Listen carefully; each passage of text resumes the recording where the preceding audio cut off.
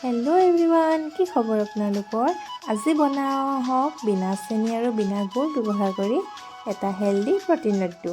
তাৰ কাৰণে মই লৈছোঁ অলপ মাখানা, খেজুৰ আৰু 2 চামুচমান শুকান নাৰিকলৰ গুড়ি আৰু লৈছোঁ অলপ পাম্পকিন চিডছ, ফ্লেক্স চিডছ আৰু ছানফ্লাৱাৰ চিডছ আৰু এইফালে লৈছোঁ অলপমান কাজু আৰু আলমণ্ড।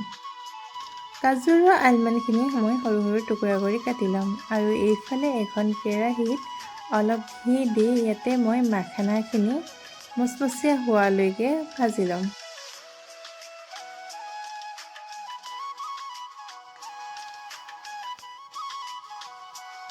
এইফালে মোৰ মাখানাখিনিও ভজা হৈ গৈছে। আপোনালোকেও এনেদৰে এটা ভাঙি চাব, যদি ধুনীয়াকৈ ভাগি যায় গম পাব যে আপোনালোকৰ মাখানাখিনি ভজা হৈ গৈছে। তাৰপিছত মাখানাখিনি মই এটা গ্ৰাইণ্ডিং জাৰত ধুনীয়াকৈ পিচি ল'ম। মাখানাখিনি বৰ বেছি মিহি নহ'লেও কোনো কথা নাই।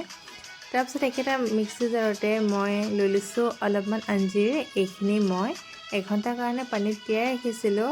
আঞ্জীখিনিৰ লগতে মই দি দিছোঁ খেজুৰখিনি। এইখিনি ধুনীয়াকৈ মিহি কৰি মই পিচি ল'ম।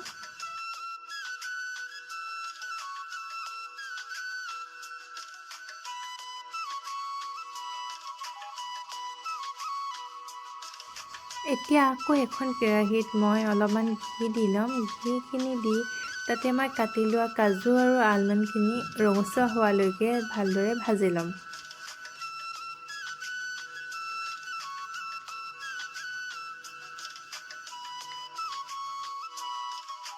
বাদামখিনি এটা ধুনীয়া ৰঙচুৱা ৰং আহি গৈছে। এইখিনি সময়তে মই চিডছখিনি ইয়াতে দি দিম। দি লৈ এইখিনিও মই ভালদৰে ভাজি ল'ম।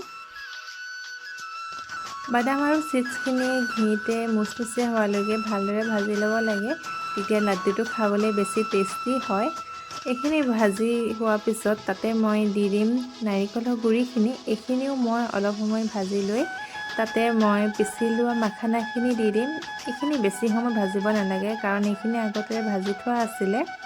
তাৰপিছত ইয়াত পিচি লোৱা আঞ্জীৰ আৰু খেজুৰৰ পেষ্টটো ইয়াতে দি দিম। দি লৈ ভালদৰে গোটেইখিনি মই মিহলাই দিম।